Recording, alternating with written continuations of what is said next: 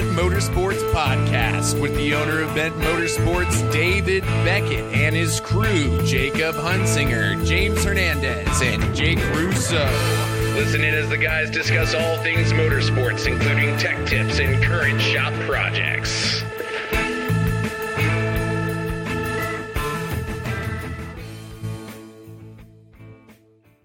All right, well, let's get started here kind of officially. Today at Bent Motorsports, we have our guests from the ORV Club. We have orvclub.net is the official Facebook, right, Robert?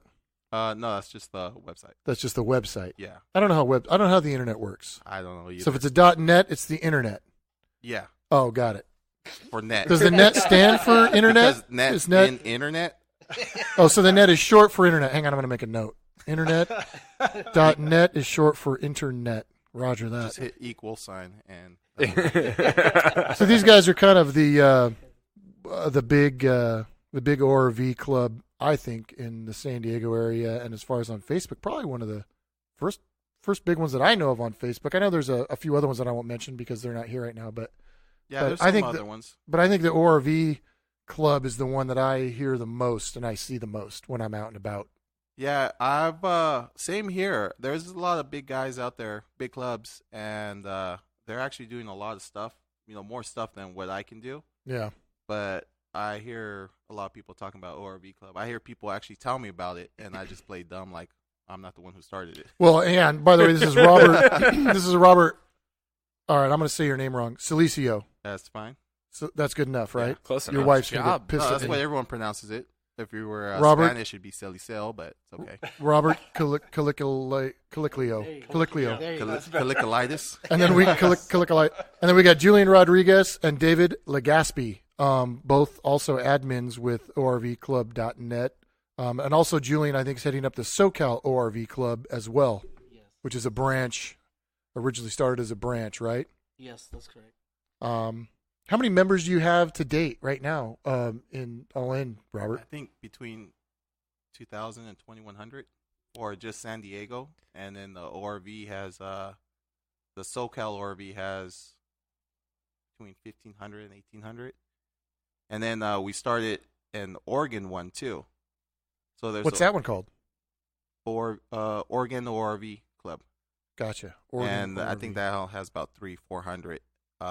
Former Marine out of Camp Pendleton moved back home, and me and him worked together to start it. And then former Navy man, same thing, moved back to Oregon as well. And both those two are spearheading that.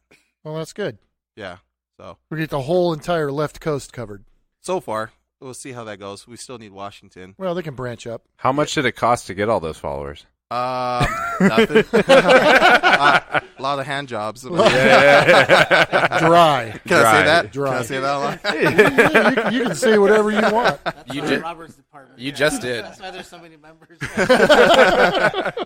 The secret is stickers. Yeah, it really is. Yeah, and Stickers. that's I think Robert and I go way back, and I have a little sticker machine in the office, so we've been cranking out stickers for SDORV for a while now to try to help the cause, and I see those stickers everywhere, man. Everywhere. Yeah, when you're driving around and I see the sticker, I'm like, who's that? I'll remember giving the sticker to that person, but Yeah.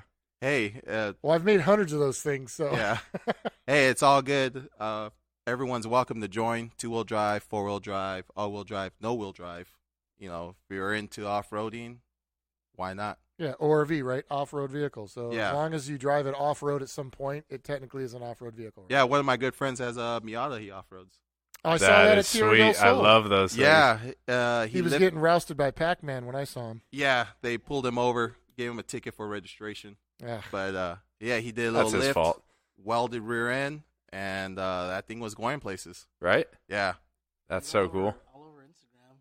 What's his name on Instagram? I don't know. His real name is Dan Kendall, though. Okay. Yeah, I've seen a few different ones. There's a few guys that are out there that everyone, I mean, not to say they do the same thing, but I think it's rad. I mean, obviously those cars are pretty proven on the track, so it's cool that people take them for a whole what's cool different too is like, use. and I know he's also a gambler, so we've had gamblers on the show before, and so he's an off-road guy, but he also gambles it. So it's kind of this nice. Yeah, he just got it. He's going to gamble it this month, he said. Yeah, and the next Gambler that's coming up. Yeah, so that should be pretty cool. Yeah, it'll be fun. Sweet. If you don't know what we're talking about Gamblers, then look back at our previous episodes and look for the Gambler 500 episode, and that'll explain that whole deal. Also, Gambler 500 article being posted pretty soon here. And Shop Talk, right? Shop Talk. Shop Talk on our website at betmotorsports.com. Look for Shop Talk and Perfect. I'm gonna cut that out of this podcast. and everybody be quiet. Do it again. I don't know if I can do it. Don't put me on the spot. That was Dave. pretty hard right there. Yeah, right? That's a squeaky little sound coming out of Robert. All right, well, let's go into all the ORV guys and let's talk about what you guys drive, because that's what this is, an off-road show mostly. We do have a speed shop, but this show specifically today is off-road for you guys. So, Robert, what do you drive? Right now, I currently have a F-150 and a Suzuki Samurai. And the Suzuki Samurai is in the process of being built, I know, because we've gotten you some parts. Yeah, Where are practically you at almost on the that? whole lift kit. It's right there. It's lifted up 4 inches, spring under, running on 31s. And the next thing is I got to gear that thing down. That thing has no power. Yeah, you found that out at TDS. Yeah, it was pretty embarrassing trying to go up over the tubes, and I'm trying to go up on it. This That's thing's like a green. That's a green circle. Yeah, obstacle, it's a right? green circle. And it didn't help that some guy was screaming at me, "Put it in 4 low and go." I was like, "I am." Were you on the long tube obstacle that, like, on the side almost, or were you on the one right in the middle of, like, the proving grounds? No, on the side. On On the the side? side. Gotcha. Yeah, I wouldn't even crawl over that without revving up to 4,000 RPMs. And that turned into, you ever see that scene from with Ace Ventura? Yeah. Where he's bouncing around all crazy? Yeah, that was me. But that's all right. That's a work in progress. It's not like that vehicle's done yet. No, it's not. It's far from being done. What about Very you, cool. Julian? I drive a 2008 Jeep Wrangler 2-door manual. It's pretty basic, 3-inch lift. It's got an e-locker in the back, 35s. Just a basic weekend warrior, you know. It's Get not out and have fun. Yeah, it's not my daily driver anymore, so I could get kind of crazy with it now. Yeah. Try to break the Dana 30 so I could upgrade it. Just do the tire obstacle. Yeah. Put a tire inside the tire, you'll break an axle every Yeah. time. Yeah, well, you Dana 44 for that's not going to be cheap. So Yeah. that's one you got to time the breakage right for when the tax return shows up. You know, But You baby, got another I need month. a new diff. honey, I broke my axle. It costs this much to get a new axle. She doesn't need to know if it's a 30, 44. Or 1 ton. The old lady intercepts that check before it even hits the mailbox. She has it direct deposited into her yeah. secret account. I never see that. Offshore. Yeah, offshore. What about you, David? What do you drive? I drive a 2011 Toyota Tacoma. Okay. 4-wheel drive. Did some mods to it. I mean, it's originally a sport, so it didn't come with lockers. So when I first started riding, I realized, like, wow, I better invest in some lockers. Yeah. So it does have an ARB locker in the rear and a 2.5-inch lift, 32s. Yeah. 32s. I heard 32s are the They're, shit. they're the best, man. Better than 33. They're up there with the 35s. It's more or less set up for more kind of like overland. Yeah. Throw a lot of overland stuff on it. Yeah, if I could throw it in, David, one of the reasons I made him an admin is because he's doing a lot of overlanding stuff. You know? Right. That's a new fancy word for camping. Yeah, Point A right? to point Yeah. B. Yeah. But It's what's posh. pretty cool is he goes and he travels from one side of the desert to the other. While a lot of the guys I go with will pick a campsite and then venture out and come back again. Right. So Right. Yeah. Overlanding. I mean, it's a new. It's up and coming, I would say. Yeah, it's a new thing, and well, it's not a new thing. It's Yeah. becoming a more popular thing. Yeah. more popular And term. Yeah. I like it. I mean, I think it would be neat to have one of each. You know, I like having my Jeep, but I really wouldn't mind having something that you could go on a little bit longer adventures. Because I don't see myself putting a tent on top of my Jeep. Yeah, you're That's gonna what- drop like 10 miles per gallon. Yeah, it's like having a big sail up there. So oh, you you're get- supposed to close it before you drive. Yeah. Dang it. Okay. I didn't know that. I've been doing it wrong. That's why I got my F-150 for. We actually did the Mojave Trail in October, Yeah. Sweet. which was pretty cool. I was pretty surprised, F-150 being a full size, and I got the long bed Yeah. for that one. Crew cab, 6.5 foot, and it did perfectly fine, Mojave Trail. Yeah. Of course, I got a bunch of new pinstripes, but hey. Yeah. See, if Yeah, I right. do an overland truck, it's going to be a new Dodge Mega Cab. There you go. Yeah. Something huge. With heated seats. Yeah, huge. Just yeah. huge. Heated Like, steering not wheel, one tent, like, but don't like stop 2 there. tents, 2 tents on the back. Of course, not one for the kids. Whatever's the most comfortable. Tent mansion. After a certain, my buddy had a one of those new Tacomas, and Yeah. he outfitted it with just to the nines. Like it had the rack that I don't really understand. I think it's so you can have the rooftop tent, but it's not above the cab. Right, so you keep your gas mileage a little bit better. It's a little lower slope. Yeah, so it's the one right over the bed, and he had like a couple of Rota packs and a couple other cool stuff, and it was a pretty sweet setup. And to be honest, off road in that thing over like a really long distance, you're pretty comfortable. Like it's not like I used to have an 81 Toyota, and it doesn't matter what road you were on. 2 hours in that thing, and you were just like, okay. You had to wear a kidney belt. Yeah. Oh, geez. Just getting blasted. One of my good friends has a Tacoma, like a 98 on 40s, Mm. and he has a pretty big following on Instagram called Will Every Weekend. Oh, yeah. He has the same thing where he has a tent, a rooftop tent, and it's not over the cab, and he's building the shit out of that truck, and he uses it too. It seems Yeah, like a pretty good setup. I follow him on Instagram. He does a lot of cool stuff with that thing. I prefer the cab cover. I like a good camper, like, Right? Like Topper. big tonneau cover. yeah, on That's the what back. that's what David Yeah, has. that's what I Yeah. have. Those tents. I'm just not sold on them. Yeah. To me, just the one thing about when you get into overlanding, you start realizing all the equipment that you're taking because you're going long distances. So Sure. you gotta have to prepare for the unexpected. Can you hear me? No, you're good. Okay. And so I just a regular pop-up Coleman tent. That's what Yeah. I use. Or sometimes I'll even use my camper shell if it's really windy or it's just really Yeah. crazy out. I mean, I'll just hunker down in there. Yep. So I kind of have the best of both worlds. Even those above tents or whatever you call them, they look cool and great, but it just to me just keep it simple. Yeah. Right? Yeah, I'm too lazy for that. Yeah, and they're expensive too. So Yeah, I don't can doubt get- that I one can get bit. A lot of stuff. I think So- what's interesting about the Overland setup, we built a few of them here in the shop for people, and I think the allure, and correct me if I'm wrong, because you guys are all of us guys want to be Boy Scouts. We all want to, I think, packing the vehicle with all of the gear and figuring out where to put the shovel and where to put the wrench and how to best pack for the trip is almost better than the trip. Right? Like Yeah. getting ready for the trip and going, Yeah. I did it. I got everything in here. I got it all in here. It's done definitely, it. it's definitely, I think, a big part of It's it. a big allure. Until you have to pull it out. Yeah, and then you Yeah, every boy, single you go- night. You go, man, I really buried that hammer a little too far Well, down. that's why it's like, you have the freaking lock on the side of your rack for your axe, and then you get to go and you're like, oh, I have to chop wood for this fire for all my Yeah. friends. And you unlock it. Don't tell me when you do that, you're not just like, oh, I'm such a capable man. I put the axe on the outside.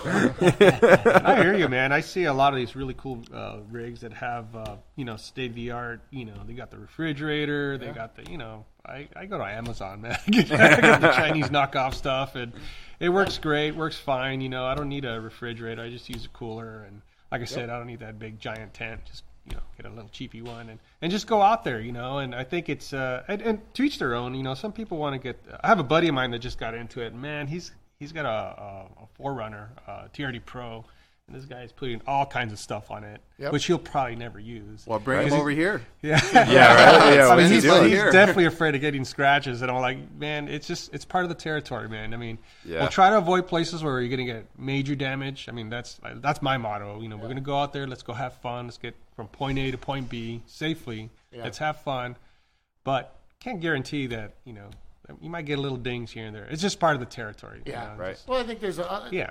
being in this business, I've learned that there are people who want to build the vehicles just for the sake of building it. Just for the yeah. experience of building it and figuring it out, and they like buying the parts and putting them on, and then they sell it.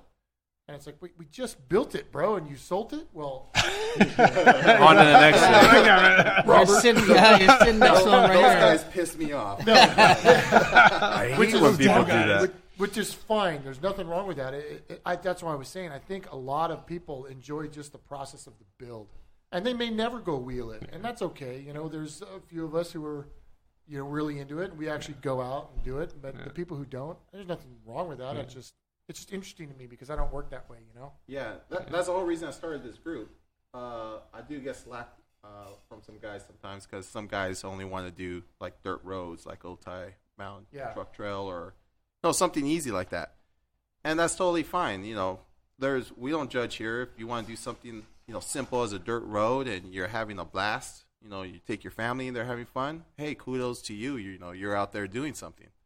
But one thing I can't stand is when people make fun of that. Everyone does off-roading differently.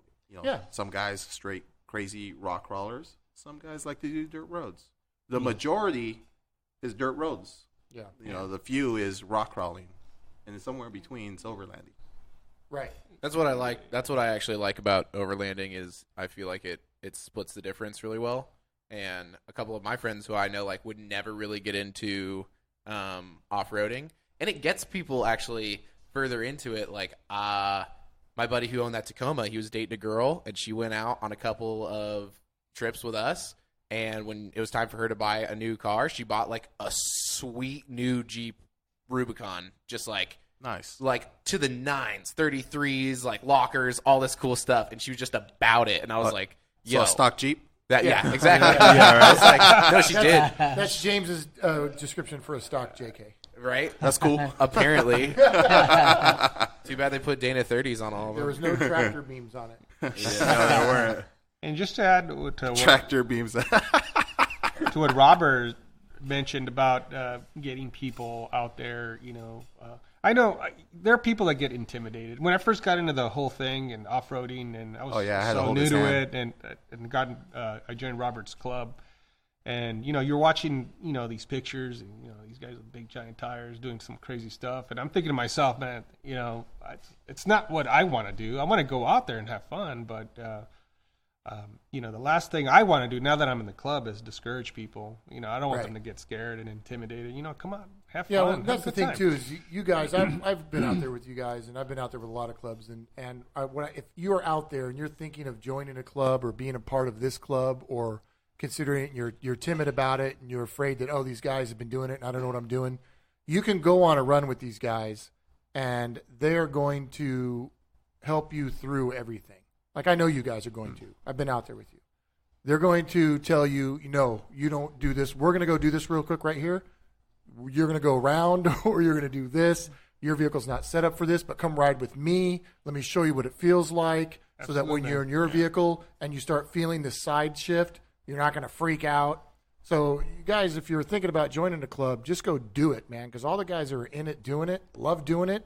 And if I know them, like I know everybody else, they love telling everybody else how to do it. So go out there and let them tell you how to do it, because you're going to learn something every time you go out with them. And don't be afraid to say, hey, man, I don't feel comfortable doing this because it's all sideways and it's freaking me out. They're going to go, it's cool. Yeah, I know. I've been there. And they're going to walk you through it. And I know that's what you guys do. Yeah, and usually your rig will do a little bit more than you think it could do.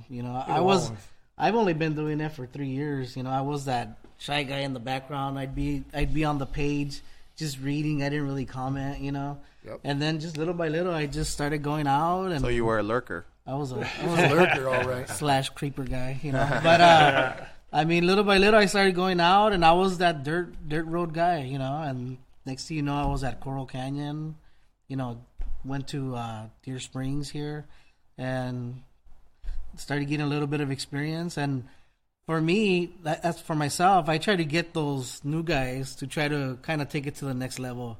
Try to go from like really, really easy to like moderate trails, and then just kind of take it from there.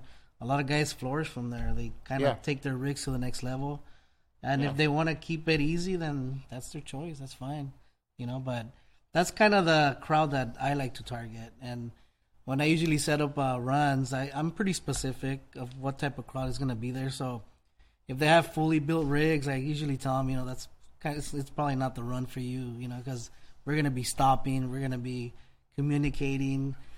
That one little obstacle that takes somebody 30 seconds to get through is probably going to take a couple of people 10, 15 minutes to get through it, So just read the description and don't be shy. Just show up, and we're not going to let you go out there and hurt yourself or destroy your vehicle, Yeah, it's not that. It's not that club. Yeah, that's one of the big things too on this club. It's even though it says club, it's an unofficial club. We don't have dues. You're not expected to show up. Most of the time, a lot of people will say, "Hey, I'll be there," and they don't show up. Yeah. Nothing wrong with that. It's okay. We all have daily lives. We all have a job. We all got stuff to do. We can't always make commitments like that. Right. And that's why I try to make the club just easygoing, friendly. Hey, you want to show up? You can show up. Not Family friendly too. Yeah, Yeah. definitely Absolutely. family friendly. Oh, yeah. Yeah. And you guys do specifically a family friendly, like a full on family camping run every year, right? Oh yeah, so we have one official ORV run, and it's once a year. It's around November most of the time, and we've been to different places, and it's all been easy. The last one was Ocotillo Wells. We had a big campsite. I took a lot of newbies around and showed them around Ocotillo at all the stuff like the gas domes and stuff like that, and went back, and everyone had a good time at night. So this time coming up, I'm actually going to do one in October. We're going to do it at Ocotillo Wells again, but this time it's going to have a theme. It's going to be a Halloween party at night. That's So right. everyone's invited, family, kids. Is it going to be like the week before or the week after Halloween? I'm trying to shoot for the weekend before Halloween. So the ranger station, they do a lot of stuff out there for Halloween as well. So maybe that Saturday they have like a trick or treat or something. Remember, that's SEMA. Oh yeah, We're not going. that's the week after. We'll have to coordinate it so we can do SEMA and Ocotillo. Yeah, but for sure we're gonna have a Halloween, like a little Halloween bash. That'll be cool. So that should be pretty cool. Dude, can I dress up too, or is it only kids? You can dress up. Okay, cool. Dress up the rig. Yeah, I'll wear my kitty cat costume for you, Robert. there you go. So, Robert, tell the story of how we met. You tell it so much better. Go for it. Yeah. You have better memory than I do. I just remember All I about know, the chicken. there was a so back in the day when my original business partner Mark, who started this company with me, we were building Razor suspensions, and we went out to the RZR forums. Mark had already known you on the forums, Yeah, right? me and Mark already have met a few times. Yeah, but I had never met Robert, and then we went to this forum meeting, and it was out at North Glamis. Yeah, North KOA. Glamis, KOA. And God, I didn't meet you till the morning we started driving, right?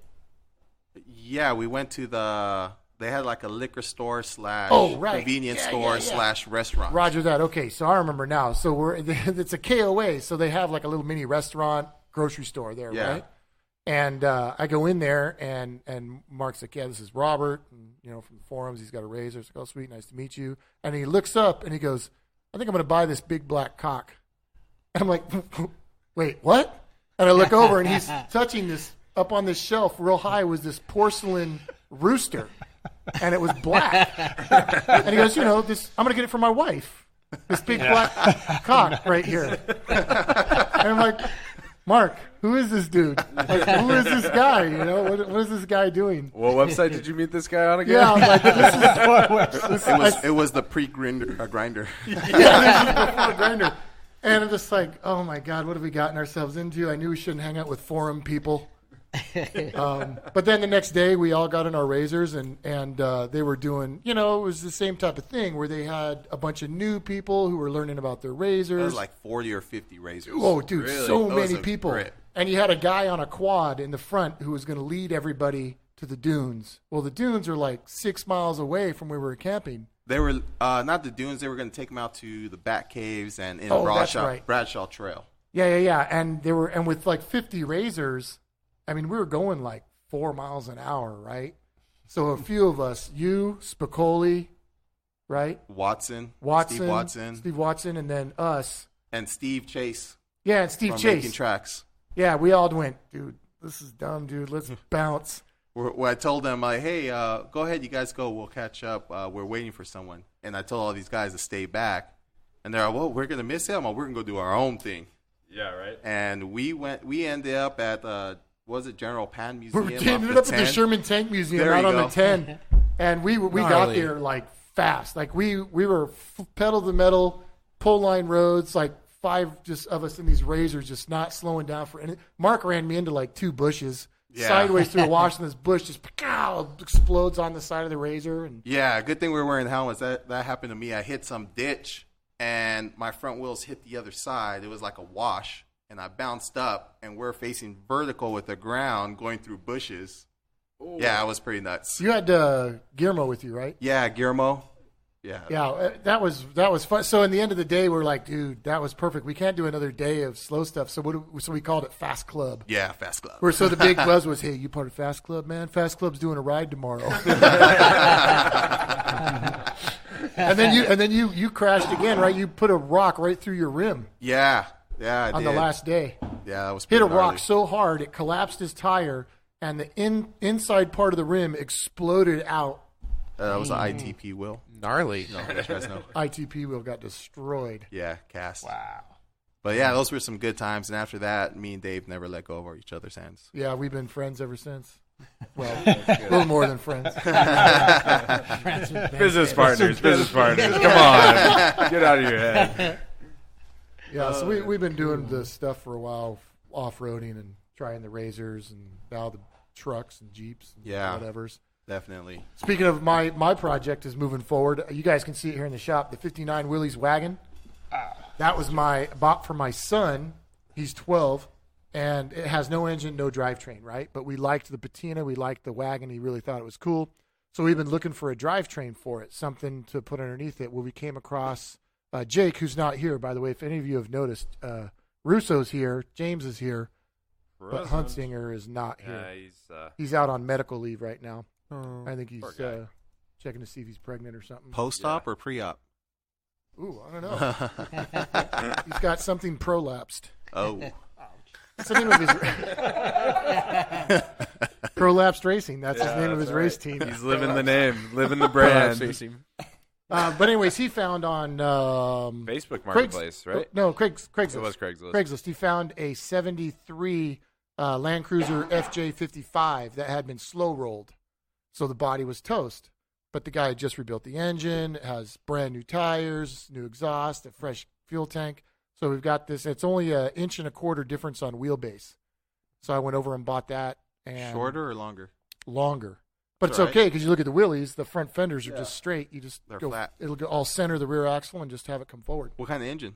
It's got the 3.9 inline six. Oh. I think it's I don't know. Toyota guys are probably punching me through the microphone right now, but sounds like you need a 6.0.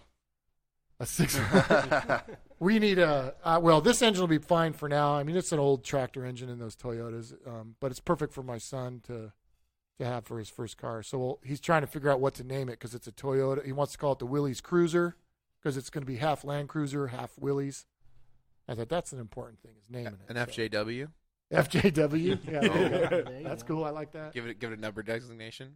Yeah, FJW. FW. That could work. I don't know. All ideas are accepted.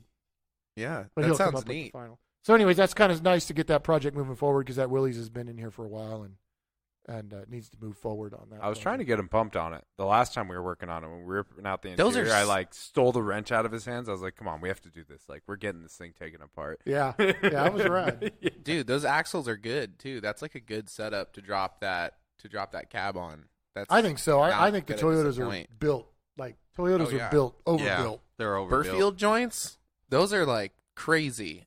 Yeah. If you don't know what that for our listeners, this is one of the only things I actually know. Tell us, James.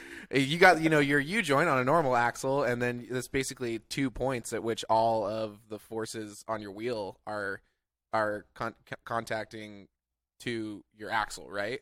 Those Right. are the two main parts. A Burfield joint is a spherical ball, Right. which then like a giant knuckle sits around. So it's kind of like how did you ever in science class take the eggs and the platform and like put the platform on the eggs, and your teacher would stand on it and be like, "How are the eggs not cracking?" And they're like, "Spheres, that's why. Arches are strong." And you're just like, whoa. And then Math. because math. Science. So that's how Science. a Burfield works. But it's super cool. Like, those things are really This strong. is a giant Yeah. ball joint, is what it is. Yeah, In my basically. opinion. Only it's just like freaking It's burly. It's burly.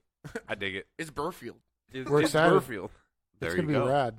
There you go. Jake, what have you been? Let's get an update on the BMW. The BMW life. I can't say it's treating me bad. It's not treating me good. I'm just trying to make progress at this point. So I have the 5 Series for all the guys that are in here right now that don't know. I got an old 83 5 Series that I'm putting a 04 GTO motor in, which is the LS1. So as of right now, 2 weeks ago, me and Dave did a bunch of wiring on it, basically made the harness so it's pretty much standalone at that point. Pretty much. So the harness and then we integrated all your BMW all stuff. the BMW stuff. So now I got like my coolant temp sensors working, a couple other things that are still good. We figured out where the fuel pump wires are, like all that stuff that just takes time. So that got done 2 weeks ago. Drive shaft got made, I think that same week. I'm supposed to be shipping it off, which this is really kind of depressing for me because I really want this to be like my project that I do all the work kind of myself. But I'm shipping it off next week to get headers made because I don't have the time to do that really. You know, it's for somebody that's never built headers before to go into it, like especially this project. I got a master cylinder in the way, a steering box, so there's just a lot of stuff in the way that I'm not comfortable doing. Are you keeping the steering box? I'm keeping the steering box. Okay, for now. fair enough. Yeah, So originally he was going to convert it from the steering box to a rack and pinion. it just but it would the have turned into too yeah. much work. I literally probably would have been better off like swapping the whole entire subframe to a different, like to James's 3 Series subframe, and like I have an extra one. that's just too much work for my opinion. So pressing on. What else? I think it's it. You're going to get headers next week. Headers next week, and then after that, I'm pretty much going to fire it up. This Saturday coming up was my deadline. Not this Saturday as in tomorrow. Well, for the listeners, coming up Saturday the 17th, St. Patty's Day. That is the what they call the E28 barbecue, which is down in San Diego, which I'm actually super stoked about. It's basically all there's actually guys coming from Arizona, from Northern California, but everyone comes to San Diego, and they have a giant car show in Mission Bay, and then everyone goes from there to a admin of the E28 forums. They go to his house, which is like right down the street, and they have a big barbecue. They raffle off parts and stuff like that. So I'm stoked to be a part of that. What date is that? I'm going to write this down. 17th. The 17th. Avoid San Diego. Yep. BMW. We'll be everywhere. BMW people that David doesn't get along with will be there. Okay, good. So it should be pretty cool. I'm going down there with a couple buddies. Their cars are actually running right now, which mine will not be. But I'm gonna go cruise down there with them. I have a few parts I'm actually selling, so I have to be there. I guess I'm obligated to go. But should be good. So I'm stoked. That's right. I hope it gives me like a little push forward to get this thing done, and hopefully the headers will be done by then. So your old date was the 17th. And what's your new date for completion? April 11th. April 11th. All right. My birthday present to myself is April what it is. 11. So Spank Russo. Got it. How many spanks? Doesn't matter. Just one good wet one. Prize. the discipline. Did you end up selling your motor in the trans? I did sell the motor in the How trans. much? I got $200 for it. Hey, But There you go. I bought it 3 years ago for $400. No, I didn't sell the trans. I still have the trans. I just sold the motor. oh, sick. Bought the motor and trans 2 years ago for $400. Sold that trans for $300. So I only had $100 into that motor. And you just sold And it I for just sold it for $200. $200. So you just made $100. So I made $100 for Man, driving. I a love motor. this guy. You know, I love it. I love a good deal. Pretty stoked on that. So those are just all the little things. I had my whole trunk was just full of parts, like just radiator, like power steering pump, all this stuff. And I was like, what is this stuff doing here? So I took it all out, took a picture of it, put it up on the forums, and like within a day I was like, sick, I just made $100. Like stoked on that, you know? So And then immediately spent $1,000 on more LS parts. yeah, exactly. Don't worry, honey. I made money today. yeah, that's what I told her. Also spent but- money. Yeah. So I don't know. Hopefully, I'm hoping once the headers are done, then it's like get the rest of the exhaust system done. I got my drive shaft to go in, get the fuel system done, finish the power steering stuff. So it's progress. You know, It'll be There's rolling. definitely- I kind of underestimated, but not really. Like the whole project as a whole it's a lot of work. You know, like it is a Do you lot of ever freaking listen work. to anything that comes out of my mouth? Yeah, no, not really. But You know, Jake, that's going to be a lot of What was work, that, right? David? What'd you say? I mean, I could have had an LGX, but nobody wants to do that, you know? It's just a V6. That's the easy way. Yeah. Ouch. So, no, there's a big joke going around. My boss, he has the Catfish track cars that we built over there. and he's putting an LGX, which is the V6 out of the brand new Camaros. It goes in all the Cadillac SUVs, basically whatever GM car that has a V6. So it's a direct port injection, super light, all aluminum, dual overhead cam. Like, it's a badass motor, but he's been trying to push me, like, don't do the LS. Like, put an LFX or an LGX in it. Like, it's going to be sweet. And I'm like, no. That's negativity you don't need in your life. Exactly. Thanks. But we talked about this, right? We talked about we did. Power to weight for your car with an LS1 versus power to weight for his little.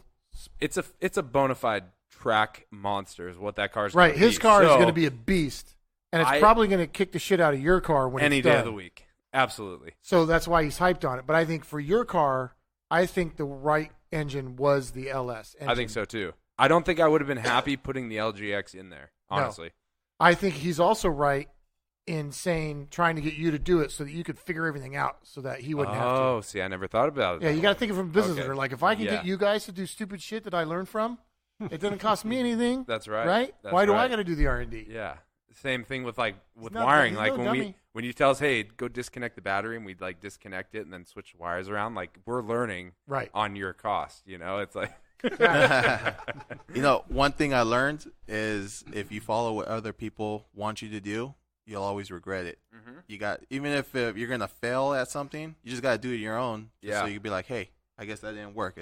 yeah. I would not have this business if I listened to everybody other than, my wife. Yeah. Who supports me 100%. And that's kind of the ego punch for me is like having to take my car to go get the headers made. It's like I want obviously Dave helped me out with the wiring last weekend, but for me to take my car somewhere, I hate doing that. yeah, but You I mean, know, I helped you with the wiring, but all I did in all reality is I stood behind you and said, no.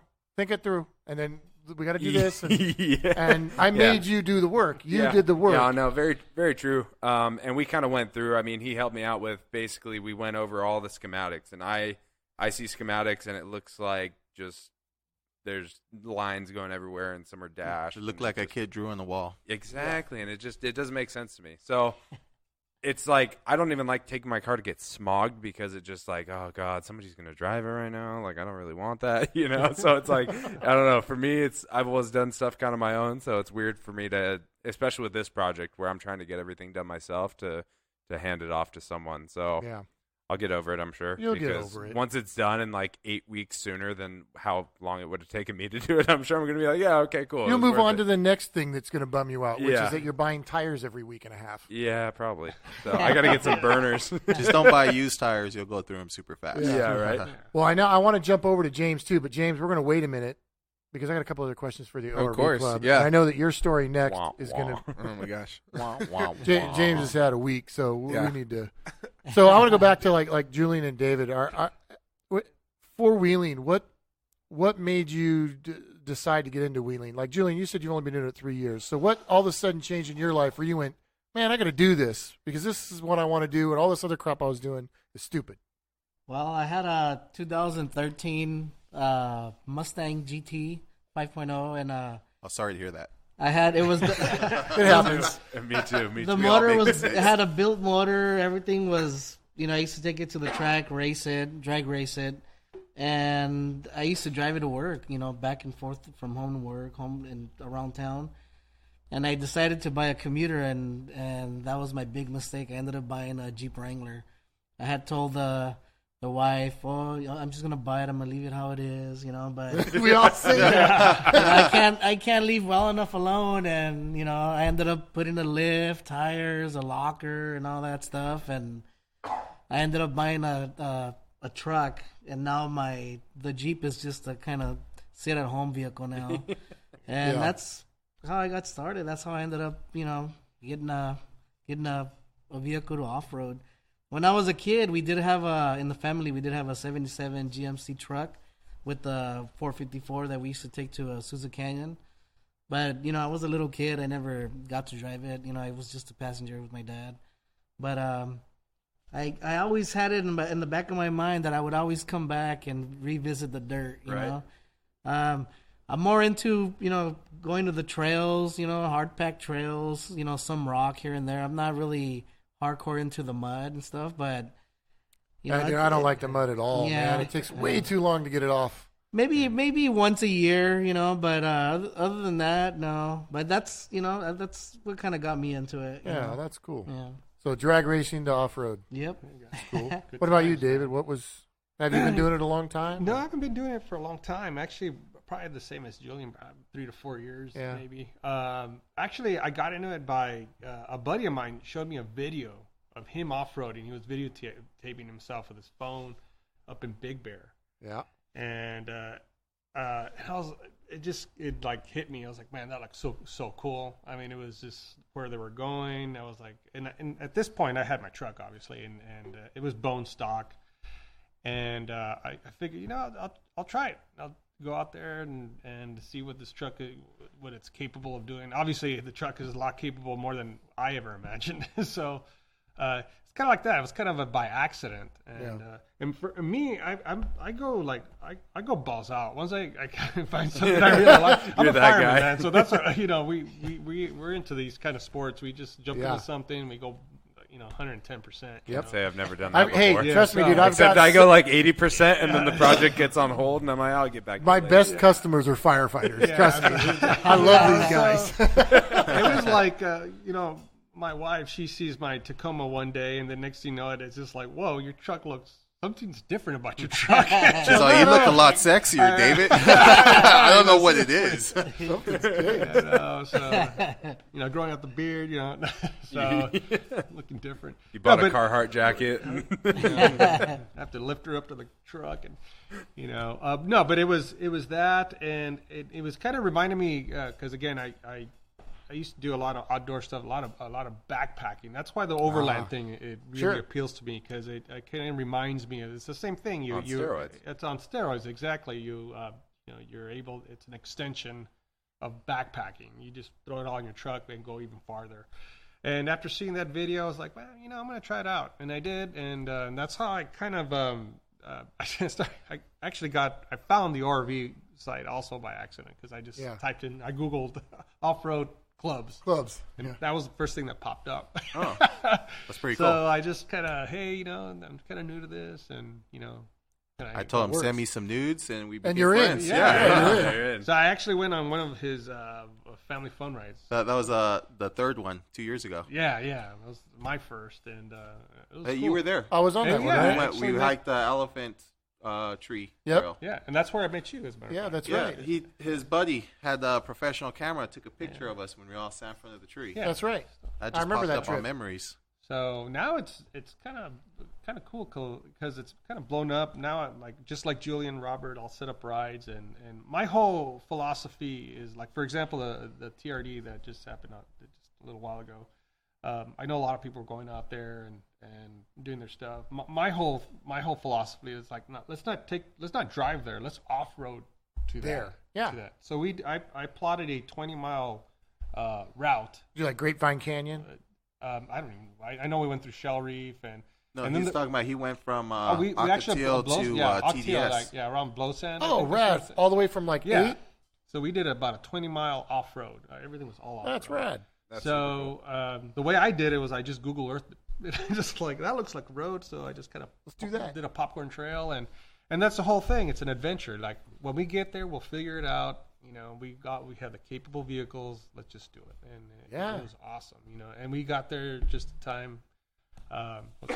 Just in time for the win. Just in time for the win. Which, you know what, is ironically enough added to the adventure. Because it's all about, you don't know what's out there. And the win was just another obstacle. Yeah, and there was a chance of rain, too, for Saturday, which didn't happen. But I'm kind of glad it didn't because a lot of the trails led to washes. So yeah. I didn't want to get caught.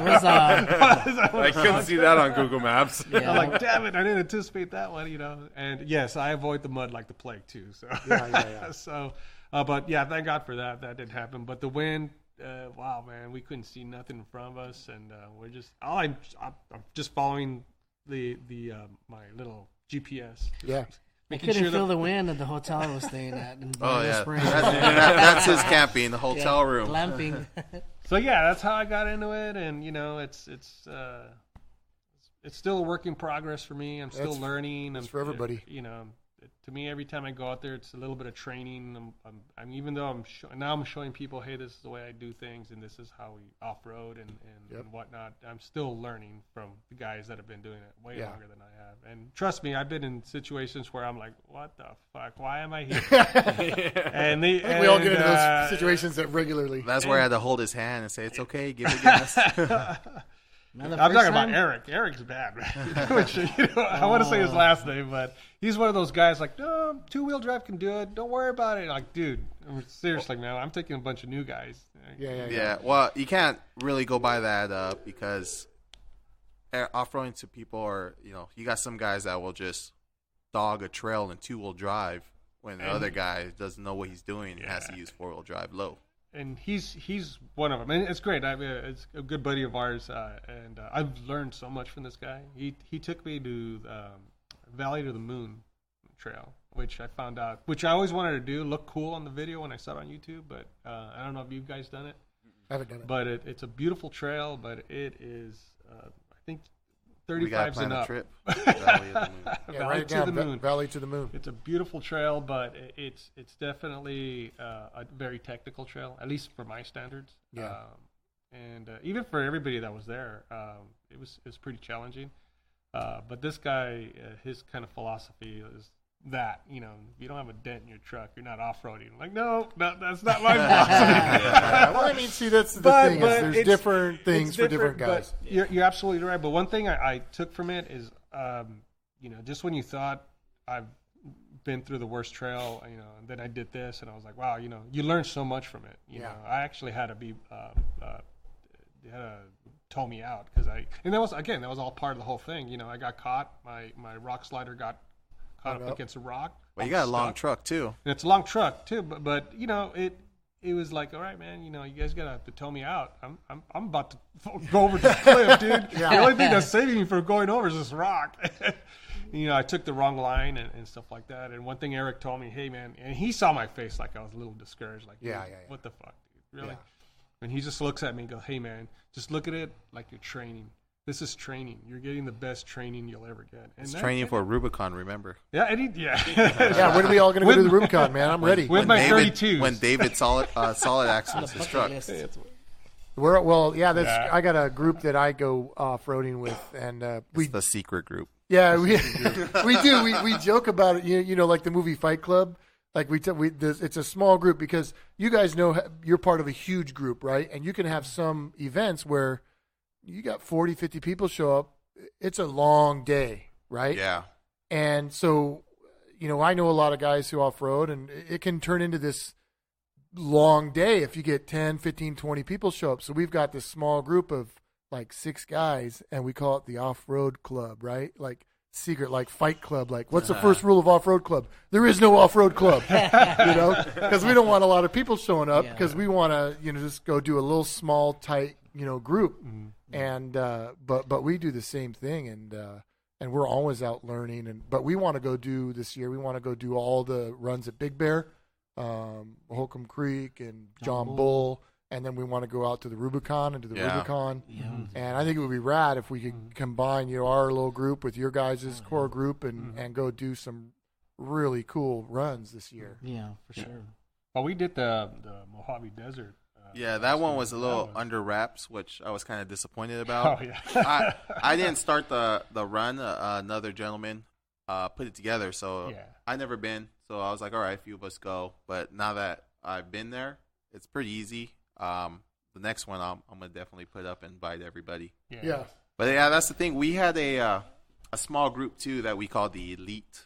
The Elite Club, ORV almost didn't happen. So how it started, I used to run San Diego Forerunners on Facebook. And there was just a core group of 6-7 people. And they didn't want no one else to go on rides with us. So every time we'd go out, a bunch of people would be like, hey, what's up? I wanted to go too. How come you guys didn't post anything? So I started feeling bad.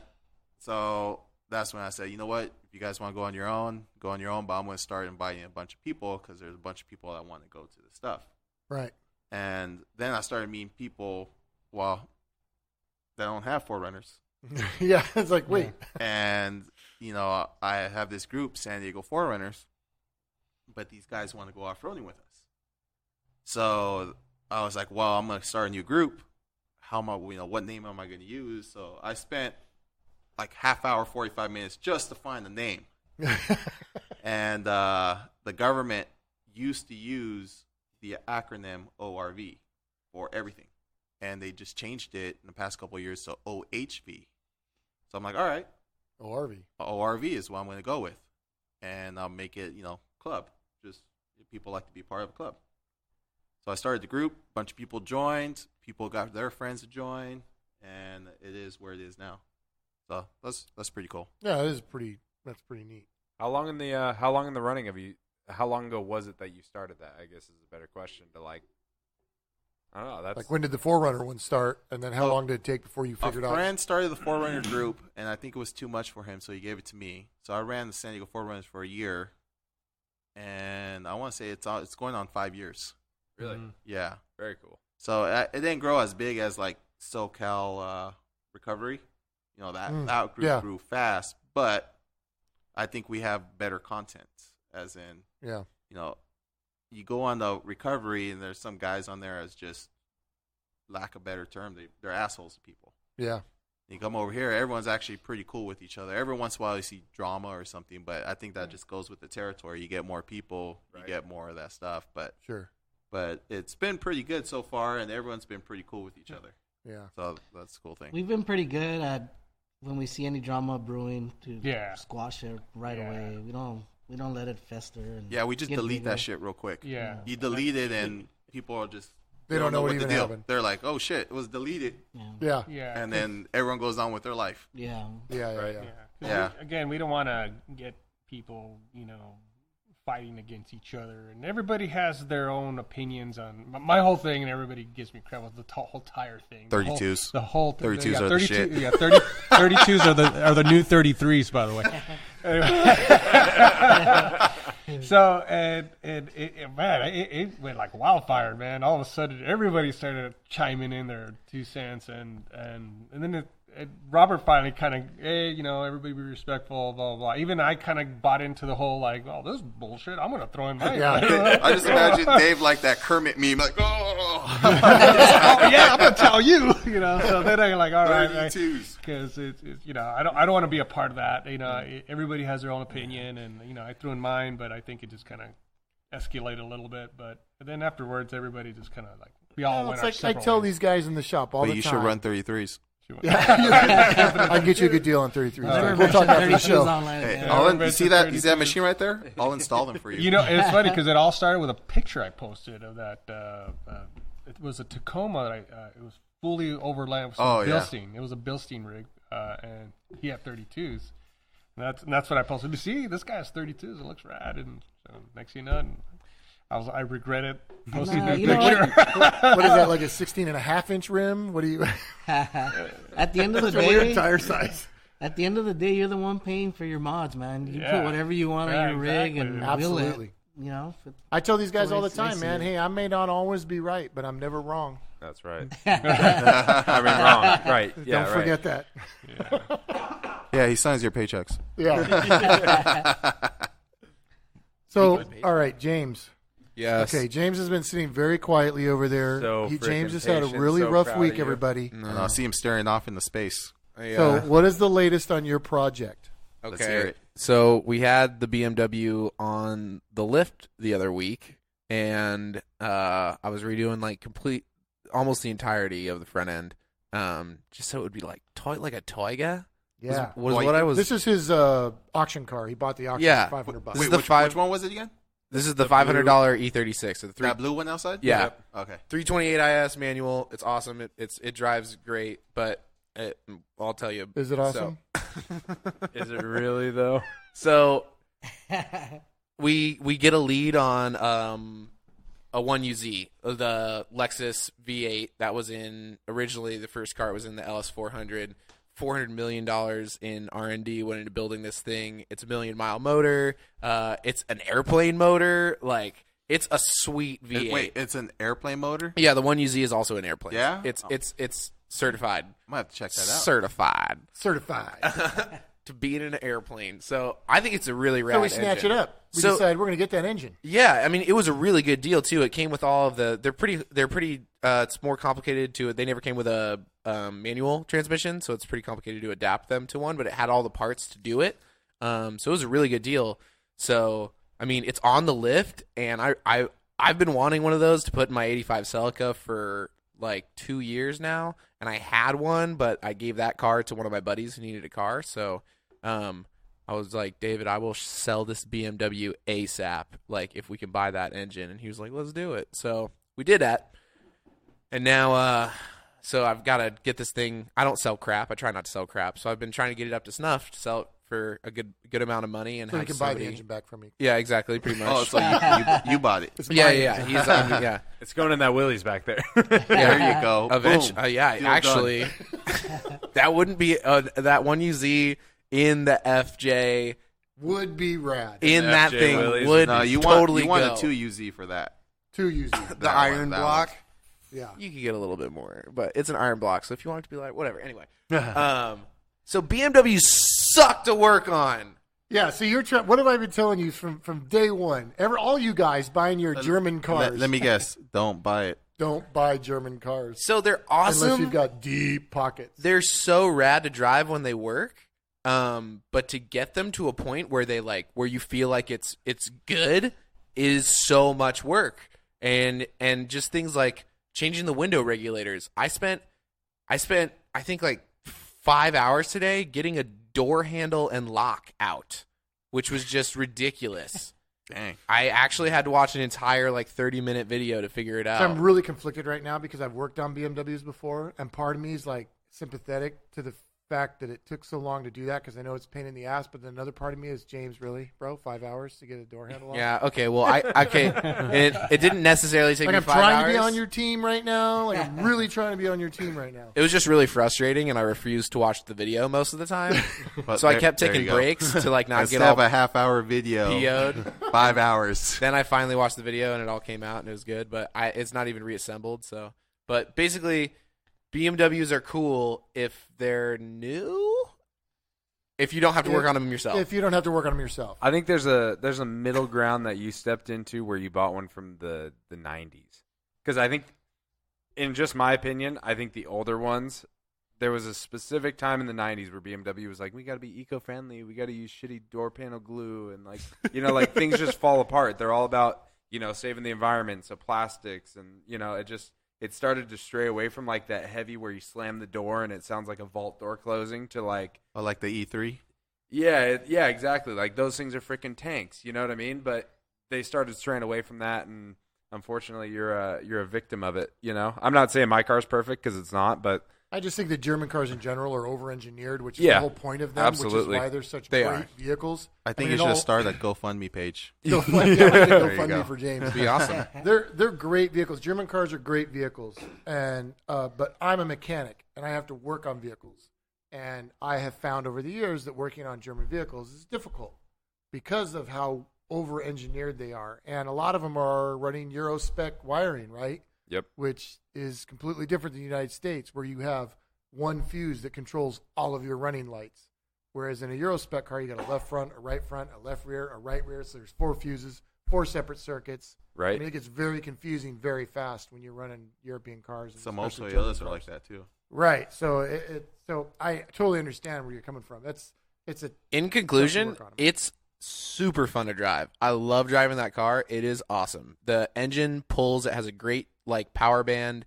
The transmission shifts really smoothly. It is so much fun as long as you don't care about anything other than the fact that it drives awesome. Then you'll be happy. That's why they're such good race cars. Strip literally everything out of it and put 2 race seats in there, a steering wheel, and your shifter, and you're gonna have a great time.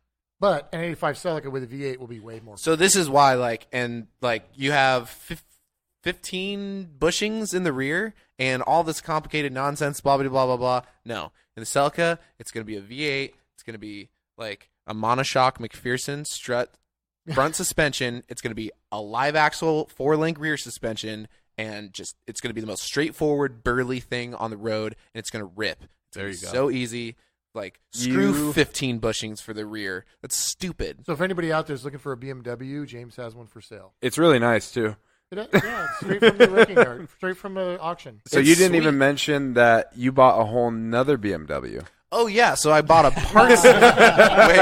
Wait, you Don't didn't buy learn one, the but lesson I from buy the first time? This is the part I was waiting for. He didn't mention it, so I had to like kind of hype him No, up this to was it. the you know? bummer. My buddy backed into it, and I wanted to be a homie, and he's a young guy, and he, doesn't make buku dollars, and I didn't want to like screw up his insurance and stuff because it was an honest mistake. And so I was like, okay, we don't have to do insurance, blah, blah, blah. So I found one that was the same color, interior and exterior, and I figured I could use it as a parts car. So I went and I bought it. So now there are 2 blue E36s sitting out in front of my house. And, yeah, it's ridiculous. Every time I look at it, I'm just like, now I have 2. I think you need a third one. Yeah, right. Probably. Might as well, dude. You're, Maybe in you're red. there. Do this one in red. It's stupid. The whole thing's stupid. Third time's the charm. I was just like, But your idea with it was kind of on the right track. Is that you're taking another one that you can essentially make one good one out of. oh, it's going to be so rad after. So it's that's done. cool because you're trying to get the most bang for your buck. Like you Yeah. buy that other car for $500, right? Yeah. So you got $1,000 in cars. I'm sure a couple $100 In in parts parts and and stuff like that. But if you can get a couple grand out of it, then it's worth your time. I think. Yeah, no, it definitely will be. And So, if I get you're a young guy like me and you don't have a lot of money, then guess what? This is the game you have to play. You Yeah. have to buy things and flip things and work hard and get frustrated, all just so you can eventually end up with like the minimum amount of budget to build like a neat car that you want. And yeah, unless you have some sort of cool job where you make like lots and lots of money. But Hey, Yeah, I've been there. I had to buy parts cars to get parts. Exactly. Resell whatever you don't use. you sell right? what you Make your money don't. back. It's a whole game. Like if Yeah. you don't want to play the game, then guess what? You're not going to own a race car. Too bad. my 5 Series that the LS is going into, I bought. This story came up when we were going over our previous cars, but I bought that car for $200. Drove all the way up to Sacramento or San Fran, picked it up, trailered it all the way home. And I was like, I'm just going to flip it, and I've tried selling it, and eventually I was like, kind of got way too attached to it, and I was like, I think I'm just going to keep this. And then the LS thing came along, and it's just like a whole process. And now it's awesome. And it's just something that you don't plan on happening, but then it happens, and you're like, oh, okay, cool. Well, this was never my plan 2 years ago, but all of a sudden, you're dropping this motor in, and things are changing. So I originally bought the Celica for $400, and the only thing I planned on doing to it was crashing it into canyon walls, and then scrapping it. Yep. Hey, And those Celicas are hard to get now. they're sweet. I love them. I was looking for one like that, but I wanted a lift back. Like Yeah. my buddies and even the Celica Supras. Those old Toyotas are hard to get now. They're sweet. Yeah. They're cool little cars. So that would real be popular. like the I guess I would call it the MK1 Supras. Is that what that one No, was? the MK1 Supra was a 79. Okay. Yeah, This is it's true. a little more rounded. And that went to the like mid 80s, I think. I went to 82, and Yeah. then the Celica, like he has, they have a Supra. Celica Supra was the Yeah, MK2 yeah, with yeah. the longer hood that had Gotcha. a 5M. The Super Straight was six-inch. originally like a trim of the Celica almost. Oh, okay. So See, I it's didn't like know you that. could get a Celica Supra, which Yeah. had like a bigger engine and an Yeah. LSD and like all this stuff. And then 86 came around, and it just went straight to its own. And then they parted Yeah. ways. Yeah. So see, that was where my car thing came into play. Not to get distracted from the off-road stuff, but Too late. yeah, it's too late. Yeah, And we're talking James started about talking old about his Toyotas. stuff, You- but my mom's friend at the time, his son bought a Mark II Supra, and he bought it from an old lady for like $1,200. And at the time, I was like, oh, Evos are fast and Subarus are fast, and I was like, this Supra, like, what's up with this thing? It was like such a weird thing. I was probably like 15 at the time. And he goes, hey, you want to go for a ride? And so basically what he did with this thing was he bought it from this old lady for $800 or $1,200, found a junkyard trans, converted it to manual, slapped a turbo on it, like head studs, and tuned the thing. And he was like, yeah, let's go for a ride, And so I get in, and he goes, all right, this is like 8 pounds of boost. We go for a pull down the street. And I was like, oh my God, dude, what is this old dilapidated piece of shit like this going just this fast? Ripping. And then he goes, all right, we're going to crank it up. And so we get on like a main street. He goes, all right, this is like 11 pounds. does another pull, and I'm just like, dude, what is this thing? You know what I mean? And then we turn onto another main street, and he goes, I don't do this very often, but this is 14 pounds. And there was a brand new Challenger RT that was coming down the road, and he passed us, and we turned right. And I swear it was like a split second that we were blowing that guy's doors off. And after that, I was like, I want an old car. Like, this is the coolest thing ever, you know? And that guy was trying to keep up as best he could, and we were just pulling on him like it was nobody's business. And this thing was, he maybe had like $3,000 into it at the time, you know? Like, so minimal. But that's the thing I love about turbos. Right? You have to make any car fast. Yeah, exactly. At Which, I mean, once. And there's a feeling, there's a difference between 10 and 15 pounds of boost. Oh, my God, dude. I was Julian like, knows. He's a drag racer. Yeah, right? Yeah. Well, your Mustang was supercharged, right? Yeah, just Julian? crank. Was your Mustang supercharged? It was supercharged. It had a 2.9 Whipple. It had all the internals done up. It was a low 10-second car. Jeez. Yeah. Dang, Louise. this guy's all modest about it. I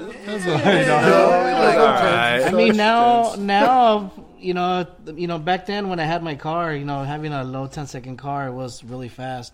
But now, the cars of now, I mean, they're in the mid-9s, like nothing. You can get like a 10-second car from the dealer now. Yeah. It's crazy. Yeah. Back then, flat 13s was a fast car. I only had, like, I'm kind a- of older than you guys, so Yeah. back in like 2000, oh, my car does 13s. 13s, Oh, yeah. that's fast. You have the ticket? You have the ticket for it? I remember Show me that. some 13s slips. was fast. Yeah. So watch how I'm going to do this. I'm going to get us back to off-road. Did you Okay. guys see the Celica with UTV tires? I have pictures. In the training That ground? thing's awesome. Sure did. Wait, what? Really? You got a Yeah. Celica. What Celica year, though? Supra. Celica Celica Supra. 80, like a 89 or 84, 90. 85. You didn't send me 84 pictures of this? Yeah, it looks like your coupe, but On a hatchback. UTV, like razor tires. Yeah. Yes. With the wing, Cruising with around the wing on proving it. grounds. That sounds awesome. So that was what was the coolest thing you guys saw at TDS this year? That? Right? I mean, Dude, that was it, right? I took a picture of it and I sent it to my buddy who has a Celica. Like I'm looking at all thing. these, you know, crazy rock crawlers like going through the little notch thing. Yeah. Like, man, look at then the Silica goes by. I'm like, oh wait, hang on, Supra, and we're like, You're like, chasing what after the hell is that the doing Supra here, now. you know? The- pictures? I got a Alright, picture. Julian. I'm searching for But one right now. the thing was, I saw it. It kind of hurt me. I'm like, dude, that's like a classic car, and he's lifted it, and he's off-roading it here. I love when love people it. do that. Oh, I love when people do that. There's They're a- just like, hey, you know, you like this car a lot, you Puritans? Yeah, I chopped it up. I put I-beams on it. The dude with the Alpha, he's like Insta famous. Have you guys ever seen it? His name on Instagram is Dropped Alpha, and basically the whole story behind that was the car was lowered, I believe, and it was on a tow truck getting towed to a shop, and the tow truck dropped it off, like crunched the rear end, like suspension got shot, and so the guy was like, screw it. So he lifted it, and this is the old Alpha, what's like the little coupe that everyone loves to road race and stuff like that, the I don't know, MG. turd box. Yeah. Alpha So he Romero. ended up doing the same thing. I don't know. And he lifted it and put it on UTV tires, and like it looked so Yeah, and then he freaking rad. jumped it at the Hoonigan At the shop Hoonigans and wrecked crushed it. It's back. It's back though. Within like a month or two, it's back to normal. Really? Yeah, it was a quick He like recovery. jumped it off this little kicker in the back of the Hoonigan shop. Dude, and there's a video of it smashed. when it landed. It's like the whole transmission just like exploded all over the ground. I think for TDS, my friend Dan Kendall with that lifted Miata, I've never seen someone get so much attention. Right? Yeah, Dan was like, it must have been like a blonde chick wearing Uggs and a coffee cup because everyone was just giving him attention. Well, it's different. It's super unique, Yeah. right? I mean, it's super unique. We all see the same thing every time we go out there, you know. And there's so many capable vehicles out there now, like so many capable vehicles that when you see a Miata go by, you're like, wait, What? I gotta talk to Was that thing lifted? Yeah, I gotta talk to that fool. Yeah. Come here. It's like going to the track and seeing a truck that's just throwing down ridiculous times. You're like, what is going on with that thing? You know what I mean? It's like it's Yeah, it's not in its proper environment, so it automatically Which is drawing like attention. basically one of the cornerstones of being like an automotive enthusiast is making cars do things grab that your they're attention. not supposed Yep. to do. It's like, Yeah, I mean, like, and then like out there, when you see a Miata, everybody sees it's unique, and not everybody is got an eye like we have. We're all in the off-road world. We see a Jeep with IFS, we go over there and gravitate towards it. Yeah, we like, want to see it, what? but to any normal person, they're just like, why are they all around that Jeep? It looks dumb. Look at this Miata, And Yeah, That's true. that's true. Yeah. not everybody's looking for the same thing. Right?